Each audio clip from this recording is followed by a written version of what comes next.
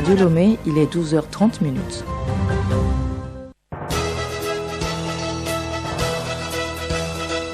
Le journal Bénédicte Kanda. Madame, Monsieur, bonjour et bienvenue dans ce 12h30. Voici les grandes lignes. Des saisons pluvieuses de plus en plus courtes entraînant des baisses de récolte sont les menaces du changement climatique sur l'agriculture dans l'espace UEMOA. Le Fonds vert climat et la BOAD réfléchissent à la formulation d'un programme pour y remédier. L'avoir sur son engin, c'est garder un œil en arrière pour rouler en toute sécurité. Il s'agit du rétroviseur. L'importance de cet équipement à découvrir dans ce journal. Ôtez vos mains de la RDC, ôtez vos mains de l'Afrique. Ce sont les paroles fortes du pape François en visite en RDC. Le souverain pontife a dénoncé dans un discours le colonialisme économique qui se déchaîne en Afrique. Le magazine Santé Plus nous parle de la pharmacovigilance. Et puis sport basketball, le Togo abrite le week-end prochain un tournoi international 3 contre 3. L'annonce a été faite ce mercredi à Lomé au cours d'une conférence de presse.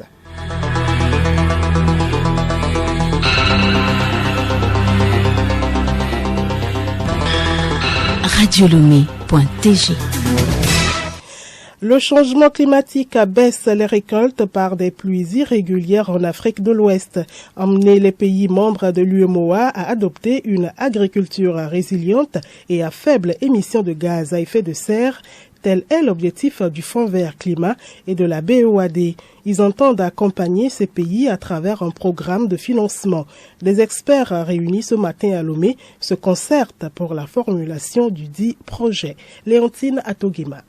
Pendant 3 jours, ces experts auront à échanger autour des mécanismes technologiques et financiers qui contribueront au développement de l'agriculture. Madame Yaomeri, directrice de l'environnement. Nous savons que nous pratiquons une agriculture pluviale. Donc s'il ne pleut pas, on ne sème pas, on ne récolte pas. Donc maintenant une agriculture résiliente, c'est cette agriculture-là qui va se pratiquer maintenant à travers l'irrigation ou même sans la pluie, qu'on puisse mobiliser l'eau pour pouvoir arroser les cultures et continuer à produire normalement comme si nous étions en saison normale. Le projet sera financé par 2 partenaires, le Fonds vert pour le climat et la BOAD. En fonction des activités qui sont définies et identifiées dans les pays, les ressources seront allouées donc aux producteurs pour mettre en œuvre toutes les composantes du projet. La fin des travaux sera couronnée par la validation de la note conceptuelle du Fonds vert pour le climat. Cette note vise le renforcement de la mobilisation des financements afin de subvenir aux besoins pressants de l'agriculture. Léontine Atogima, le concours Sénat Solutions Plus, lancé depuis le 28 décembre dernier par le député Sénat Ali Puy, 3e vice-président de l'Assemblée nationale sur sa page Facebook, a pris fin hier. C'est Jacqueline Zaté qui a remporté le prix au tirage au sort. Les candidats étaient appelés à proposer les 5 priorités ou préoccupations de l'année 2023. Sur les 27 éligibles, Zaté, qui a été l'heureuse gagnante, avec une enveloppe de 50 000 francs CFA mise en jeu. Elle propose pour 2023 de réduire la vie chère avec la suppression de certaines taxes douanières, péages par exemple, l'instauration de l'allocation familiale pour les plus démunis, à l'exemple de Novici, le permis de conduire pour tous les usagers de la route, d'une politique de santé publique et la facilitation de l'octroi des prêts aux jeunes entrepreneurs à faible taux d'intérêt. Nous vous en parlions depuis hier, les violences faites aux hommes par les femmes existent, même si elles sont moins dénoncées.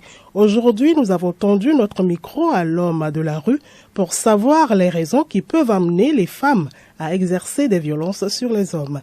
Il s'exprime au micro de Solema Lemo.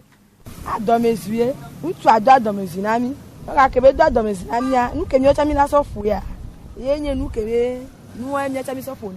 Et comme nous sur le vif, il y a des vies dans la rue, on le parle de. On le pognon nous dit le bandi. Nous avons gagné nous dépeper le poids. Nous siens de nous avons assis. Nous dépeper que là, des violateurs ou chagnon noyé, des violateurs faut pas chagnon noyé.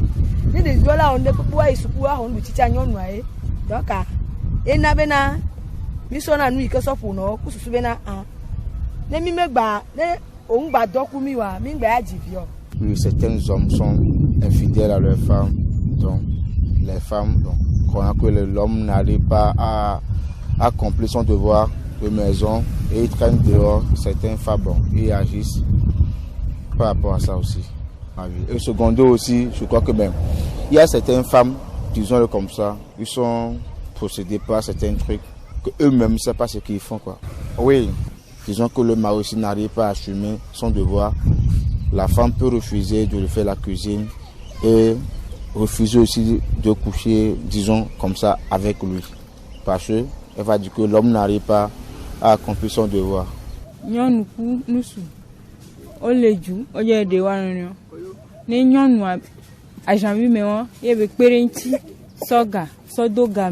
Peut-être ebe gabe sugbonda unsua comme lon le ebe le lon soa no de wa no va nyon na ba no biji nen so be a réagir vire pa ela bu e gakebe so do agbame oyo so bi oyin tata kwa ela te dalon su gboro de kenwa e vegun le nya gbonye e gba yin be de kaye vi ke la be po nana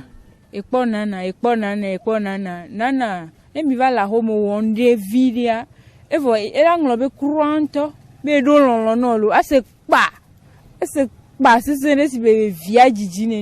les femmes ne comprennent pas comment les choses évoluent actuellement. Et la dureté, la cherté de la vie, et elles ne comprennent pas. Si leur activité ne marche plus et qu'ils n'interviennent pas à la maison comme il faut, là, ils s'énervent et là, commencent les problèmes. Et elle hausse le ton, des insultes et autres là. Non, ça n'arrange personne, ni la femme, ni l'homme aussi. Parce que ils sont nés à vivre ensemble. Et pour avoir un foyer heureux, il faut se comprendre et s'associer, s'aider pour éviter les querelles qui vont disloquer le foyer. Des victimes de violences qui ont besoin de soins. Le bon médicament sauve des vies. Par contre, les médicaments mal fabriqués, frauduleux, illicites ne jouent pas les mêmes rôles. Leur consommation entraîne de multiples conséquences graves sur la santé humaine. Comment se fait le contrôle des entrées et des sorties des produits pharmaceutiques au Togo? Alice Berthe Barandao a échangé avec Dr Foli Mawena, chef division médicaments et produits de santé à la direction des laboratoires et des pharmacies à Lomé. Entretien à suivre en fin du journal. Les rétroviseurs sont un équipement indispensable pour tout usager de la route, quel que soit l'engin qu'il conduit. Mais souvent, ils sont endommagés ou complètement arrachés, poussant le conducteur à se retourner par moments. Or, l'absence de cet équipement est à l'origine de plusieurs accidents. À quoi servent les rétroviseurs? C'est un reportage de Boris Chota, présenté par Nabara Nafara Noudar. Ils sont nombreux, ces conducteurs de moto, de voitures ou de taxi-moto qui conduisent sans rétroviseur. Lorsque nous leur avons tendu notre micro sur les raisons du manque de rétroviseurs sur leur engin, ils ont refusé de répondre à nos questions, à l'exception d'Alex, 40 ans, taille moyenne, lunettes noires aux yeux, assis sur sa moto sans rétroviseur. Je le fais souvent, mais parfois il y a des accidents, ça se brise, ou bien à la maison quand on veut faire rentrer, ça se gâte très vite quand quelque chose force ça un peu. Cette fois-ci j'ai dit bon, je vais arrêter un peu pour un temps. Arrêté pour un temps, cette négligence est la cause d'énormes accidents routiers. Damaou Florent, moniteur d'une auto-école, nous donne l'importance des rétroviseurs. Sur une voie, on n'est pas le seul usager. Il y a les usagers derrière, les usagers qui nous précèdent aussi. Déjà, quand on est derrière, nous avons toute la possibilité de regarder devant, de regarder les usagers qui nous précèdent.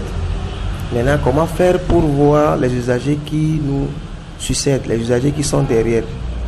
Donc c'est à base des rétroviseurs que nous pouvons voir les usagers derrière, la manière dont ils conduisent, puisqu'il faut bien visualiser la voie vers l'avant et l'arrière. La non-utilisation des rétroviseurs en circulation équivaut à conduire comme un aveugle, bien qu'ayant les yeux ouverts. Un acte réprimandé par le code de la route, a indiqué un policier qui a requis l'anonymat. Vu l'importance des rétroviseurs, il n'y a pas de raison à ne pas les avoir sur nos engins, car leur manque crée de multiples conséquences, notamment les accidents. Adoptons les bonnes habitudes en circulation pour notre sécurité. Actualité en inter, le pape François est à Kinshasa en RDC depuis hier.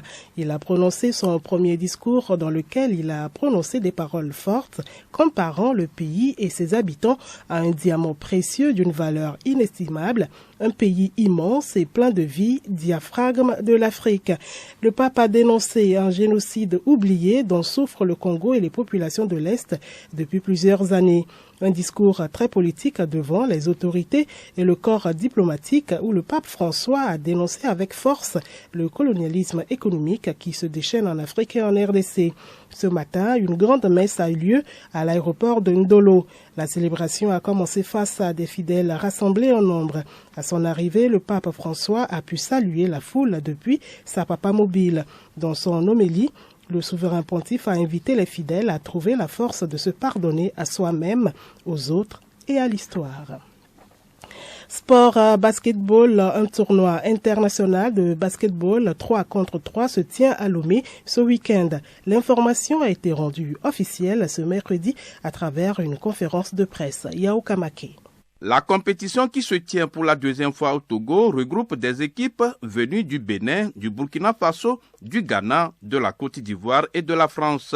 Ce rendez-vous international va permettre à la Fédération togolaise de basketball de rehausser le niveau de la discipline au Togo. La compétition proprement dite débute le samedi pour prendre fin le dimanche par une grande finale.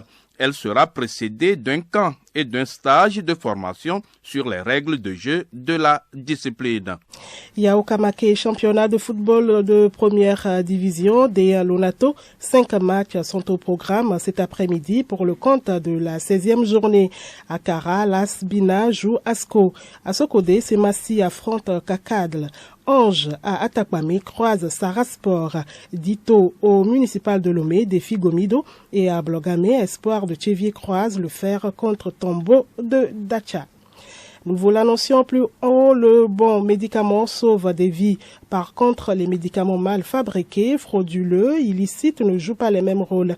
Leur consommation entraîne de multiples conséquences graves sur la santé humaine. Comment se fait le contrôle des entrées et des sorties des produits pharmaceutiques au Togo?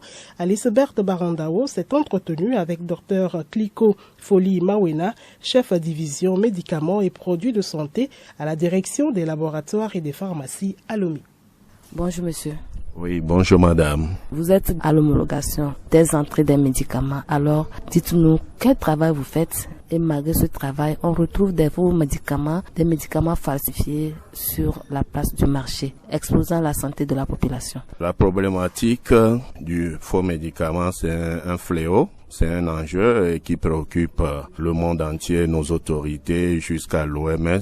C'est un sujet d'envergure primordiale et que nous devons prendre au sérieux.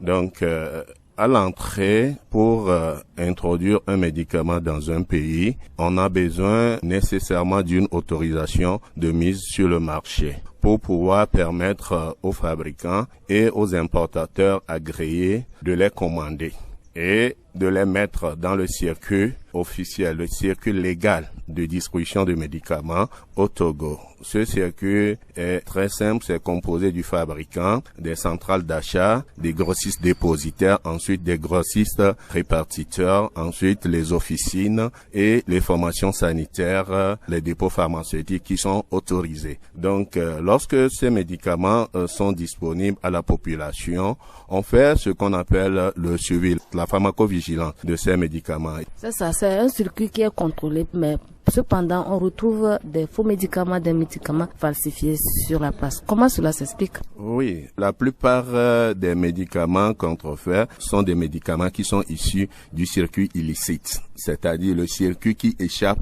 au contrôle de l'autorité, c'est-à-dire les médicaments de la rue, les médicaments qu'on retrouve chez les bonnes femmes, dans nos marchés. Sans nous mentir, aujourd'hui, on sait que nos frontières sont poreuses et que ces médicaments arrivent à rentrer aussi facilement facilement dans nos pays et pose de sérieux problèmes de santé publique à la population et vraiment met l'État en difficulté.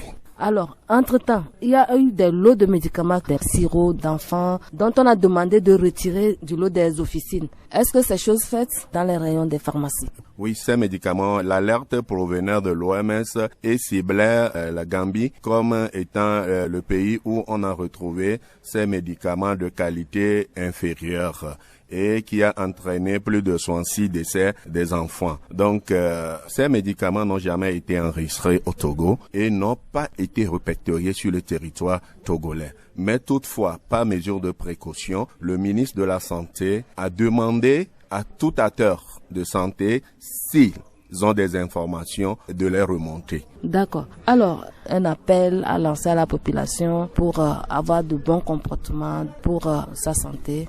Oui, comme je le disais, la lutte contre les faux médicaments, c'est une lutte de nous tous. Donc, nous demandons à tout le monde d'aider le gouvernement togolais, d'aider les acteurs de la santé à lutter contre la circulation du faux médicament sur le territoire togolais. Merci, monsieur. Oui, merci beaucoup. Et puis l'information insolite pour terminer, un joueur chinois a remporté environ 30 millions d'euros à la loterie, soit environ 20 milliards de francs CFA, sans en avertir sa famille.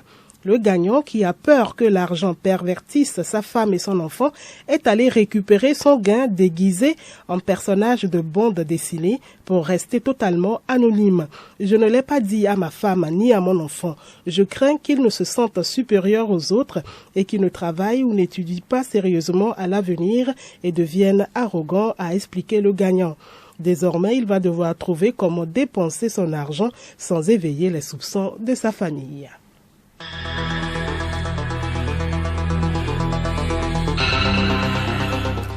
Madame, Monsieur, voilà, c'est la fin de ce journal. Merci de l'avoir suivi. Bon après-midi à l'écoute de nos programmes.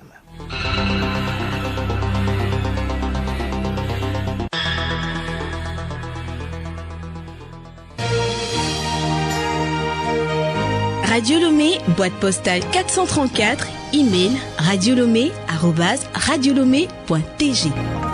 radiolomé.tg